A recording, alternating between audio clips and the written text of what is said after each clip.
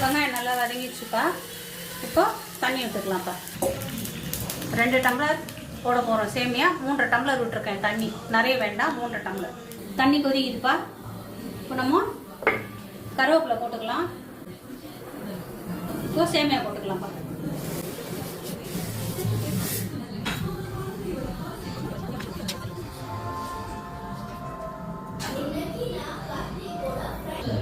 சேமியா போட்டோம்ப்பா. மூடி போட்டு ஒரு 10 நிமிஷம் அப்படியே மூடி வச்சோம்னா சிம்மில் நல்லா வெந்து போயிடும்ப்பா. மூடி வச்சிடலாம்ப்பா.